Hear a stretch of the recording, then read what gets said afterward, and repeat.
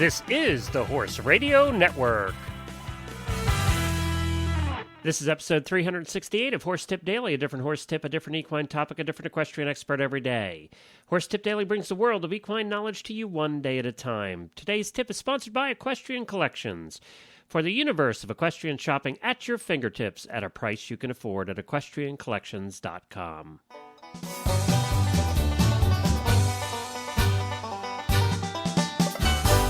Howdy, everybody, on this week between Christmas and New Year's, which is always kind of an odd week that nobody really wants to do any work and just hang out and do nothing. It's kind of a great week for doing nothing. But here I am, providing you tips on Horse Tip Daily. This is episode number 368. We've been doing this a long time, and that's a lot of tips on equestrianism here at the Horse Radio Network. Well, today we have back with us our expert in nutrition. She's a doctor of nutrition. Her name is Dr. Nerida Richards, and she is from Australia. If you've heard her before, you know that accent. We love having her on. She really explains things very well. And, of course, she is the founder of one of our other sponsors, FeedXL. And we're going to be back with Dr. Richards right after these words from Equestrian Collections about what to do with your after-holiday money. Did you get a few dollars for Christmas that you are looking to spend on your horse habit? Then Equestrian Collections is for you. Whether you're needing something for you, your kids, or your horse, Equestrian Collections has the selection and the prices that you are looking for. Plus, if you act before December 31st, you will get $10 off your next order of $120 or more just by using the coupon code HORSERADIO, all one word, Horse Radio at checkout. That'll get you $10 off your next order of $120 or more. But you must act now before December 31st for that coupon code just for the listeners of the Horse Radio Network. And that coupon even includes everything in their discount outlet. Check it all out at equestriancollections.com. Well, hi, Dr. Richards, and welcome back to Horse Tip Daily. Hey, Glenn, it's great to talk to you again. Everybody knows that we record these tips a little bit ahead of time, and we record a bunch at once and then spread them out. Well, I can tell you that this one's going to be around the holidays, so Merry Christmas and Happy Holidays. Hey, same to you. Enjoy yourself down there. It's weird. Does Santa Claus wear swimming trunks and stuff down there? Because, it is like middle of summer in Australia.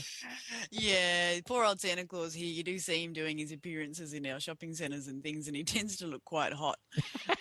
So I think he does need to adapt his clothing for when he visits us here in Australia. Is Santa Claus down there pulled by reindeer, or do we have kangaroos, or how is he pulled down there? Well, there's a couple of variations on I think it's Jingle Bells, the song, and there's one where he's pulled by kangaroos and another one where he's driving a rusty Holden ute, which is a very Australian thing. So, but traditionally he is still pulled by the reindeer, and we do still leave some lovely hay and things and carrots out for our reindeer, so they enjoy that, I think. Hey, we have something coming up tomorrow. I just talk about getting off topic. This is way off topic, but I just thought about it. I wanted to see if you have ever heard of it. It apparently was an Olympic sport back in as late as the 1920s. It's called ski journing. Have you ever heard of it? No, but I'm interested to hear what it is. Well, it's skiing on skis in the snow, pulled by horses. Really? So the horses, there'll be a rider on the horse, and you'll go like crazy, and they're like galloping along, pulling skiers behind them on wow. Now they're using a lot of snowboards now, but apparently skis were the big thing, and they'll pull them over moguls and all kinds of stuff. Wow. Apparently it was an Olympic sport back till the 1920s. There you go. I know. We're having the people, they still do it in the United States here, and we're having the guy who's the head of the ski journing association on tomorrow morning on the morning show, and I'm going, the what?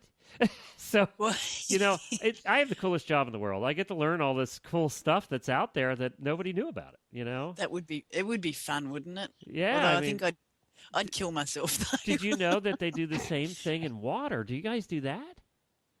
At the Gallop ocean, horses along in the water, and I've seen it. I don't do it. No. They'll pull surfboarders along. The horses will be riding on the beach at a gallop, and the surfboarders will be holding on like a skier, and they'll be surfing along the waves and stuff, being pulled by the horse. Wow. I know. All right. Well, we're actually this leads sort of into our next topic here. The ski journing does, and of course, ski journing is done on snow, and snow happens when it's cold, and that's what we're in here in the United States. So we're going to talk about feeding horses in winter. Correct. Yes. So winter is probably one of the trickiest times for feeding horses. I know we certainly get a lot more inquiry and calls for help with people feeding horses when it's winter time as opposed to feeding, now in spring and summer. So it can be a little tricky, but there's a few things you can do to make it a bit easier on you and a little bit easier on your horse. Okay. Now, the first thing I say to people is prepare for winter early. So we know winter's coming up every year. It's a pretty predictable thing. So in your late sort of summer and autumn when the temperatures are still reasonably comfortable and your pasture and hay quality is still good, it's a good time to get your horse in shape for winter. So if you have one of these typically hard, like horses that don't do so well during winter and drop their weight and struggle a bit to sort of maintain their health over winter, get them a little heavier in condition, I guess, in late summer and autumn than what you would normally have them during the spring and the early part of summer, so that they've got a little bit of, I guess, buffer there so that they can lose a little bit of weight over winter. Hold on one second. I say that every year. I get myself a little bit buffered up before winter, but it doesn't go away in the middle of winter. See, that's the problem I've got. But so you don't sit outside in a paddock, do you? No, that's true. That's that your is problem, true. Maybe that's my problem. Just go and camp out in the paddock for a little while and shiver some of your weight off, like a bear. Or so you do what a bear does. You just have to stop eating altogether over winter. And so fatten them up before winter is basically what you're saying.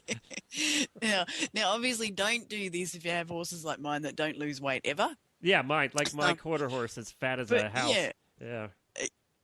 So you get them fat and prepare them for winter, and then they don't lose any weight, and they just put on more weight in spring, and you end up with an obese horse. But I call it Glenn the Geek syndrome. That's what I call it. We'll rename it that. But yeah, if your horse does lose weight over winter, just put a little bit of extra condition on them in the warmer months, because it's so much easier to do it then, and then they'll just have that little bit of buffer there when they do go into winter. The other thing that I often tell people to do in the summer is get ready for winter. Like if you rely on hay, particularly over the winter months, go and buy your hay in summertime, because the supply is high and the demand is low. So you'll end up paying a lot less for really good quality hay compared to what you pay massive prices for hay towards the end of winter, and it's often not very good quality. So speaking of which, what do you guys pay for hay down there? For alfalfa hay, so for a small square of alfalfa, that would probably be about £60. We can pay anywhere up to $25. It's a bit scary. I'm doing a conversion here. I got the calculator exchange rates up. So the American dollar to or the Australian dollar to the American dollar, you said $25? Yeah. It's almost 1-to-1 at the moment. So. Yeah, it is almost one. You pay $25 for a bale of hay? We can do, yeah. Oh my God. Yeah, if you buy at the end of summer, you'll pay $10 to $11 for a good bale of alfalfa hay. Towards the end of winter, you'll pay more like in a normal year. So when there's been a good hay growing season, which we had last summer, we're probably paying anywhere from $16 to $20 at the moment. But if we hit a shortage of alfalfa hay, or in metropolitan areas, so if you're stabling your horses in Sydney, for example, you'll pay upwards of $25. Oh my gosh! Okay, so for all you Americans out there who pay like we do, $2.50, $3 a bale, yes, stop complaining. Stop complaining. Exactly. It is really expensive, and we have very little choice in hay here as well. We get primarily alfalfa hay, and then depending on where you're situated, grass hay is very, very difficult to come across, and its quality is really varied. We don't have anything like Timothy. So you don't have the Timothy mixes or anything like that? No, Timothy doesn't really suit our climate here. So as much as I would love, so do you have more of the climate like we have here in Florida, where we're dealing with this basically the sand haze, the broom grass kind of things, and what they call coastal grasses, which is not very nutritious at all. Parts. I mean, you have to remember Australia is a massive country, so we have most climates. That's true. But primarily, I think the main thing is that because you can sell alfalfa for so much, no one really bothers growing anything else for hay. Uh, So most of our grass hay is just cut off paddocks that, have an Nobody's abundance of using. grass and no Yeah. stock to eat it. So they cut it and make hay out of it. It's not actually generally not grown. We do have oat and hay grown. But anyway, we're getting way off topic No, I here. know, but it was interesting. I was Is like, oh the my gosh. comparisons. So the next thing, so buy your hay in summer basically because you'll get a lot better quality and it'll be at a lot lower price if you've got somewhere to store it. And it's worth. It would be. I think if you actually did the calculations, it would almost be worth building a shed to store your hay because you would save that amount of money over a Right. few years anyway, Right. rather than buying hay in bits and pieces in the middle of winter. So next tip during winter, and the most important thing to do for horses in wintertime is feed plenty of forage. One, because it keeps their gut nice and healthy and it'll, have them drink plenty of water and keep their gut moving. So it reduces the risk of things like colic, which can be a big problem in winter. But it also, when it ferments in the hindgut, it will also keep your horse warm because one of the byproducts of fermentation is heat. So it's actually like a little internal heater for your horse. So really high forage diets during winter are very important from that perspective. And if you do hit, I know I do it with my horses, you get one of those really miserable days where it just rains all day and it's cold and windy and the poor horses are just looking at you looking miserable. Instead of going out and giving them an extra feed of grain or pellets or sweet feed, it's much better to throw them extra hay because that process of fermentation and digestion is going to keep them a lot warmer than what the extra grain or pellets will do. Mm-hmm. That makes sense. Yeah. Yeah. Now, the next thing is to make sure you're condition scoring your horse regularly. And we have done a tip on condition scoring. So if you want to go back, I don't know what number it was, Glenn. But there is one there if you want to go back and listen to what condition scoring actually is. But the really important thing in winter, I know we do it a lot here in Australia, is we rug a lot of our horses in winter because, it doesn't even get down below freezing, but still we think our horses need rugs. But if you have got a rug on your horse, make sure you're taking it off regularly and having a look at what their condition is like because it can change so quickly in wintertime that if you don't unrug your horse for 2 weeks, anything could have happened under that rug. Injuries for one, so you really need to be checking for those. But also, you don't want them to lose a lot of weight in winter because it's so hard to put it back on. So make sure you're taking that rug off and condition scoring them. Or if your horse is able to grow a lovely woolly coat and doesn't need a rug or you don't rug them, make sure you're running your hands over them because that coat can also hide a lot of things. So don't just visually look at your horse, make sure you've got your hand on them and feeling, how easy their ribs are to feel and how much condition they've got over their neck and over their rump and things like that. By the way, the condition scoring, you dropped me that very subtle hint, was Horse Tip Daily 267 and 268. We did a 2-part series on condition scoring. You can go to horsetipdaily.com and just search for 267 and 268. Thank you. That's great. Okay. So the next thing is obviously you need to adjust your horse's diet to control body weight. So if you pick up that your horse is actually gaining weight, if you're doing such a good job of feeding them during winter and they're actually putting on weight, then you need to adjust the diet. And that may mean taking out some of the higher energy feeds. So if you're feeding a sweet feed or a pellet or grain or adding lots of oil to the diet, you need to start reducing those down just to control body weight. Ideally, the last thing you take out of a horse's diet that is gaining weight is the forage. So if you're feeding any of those high energy feeds, take them out first. And then if that's not enough, then you can start looking at restricting forage intake. But hopefully over winter you won't ever need to restrict forage intake. Now, if your horse is losing weight, then you need to feed more feed. So first of all, feed more hay. And if you're not already doing so, feed some alfalfa hay. This is assuming that they're not primarily on pasture. If your horse is primarily on pasture and they're losing weight, then feeding some alfalfa hay in that situation is a good idea as well. We just find that alfalfa hay does a great job of picking those horses up that are losing weight.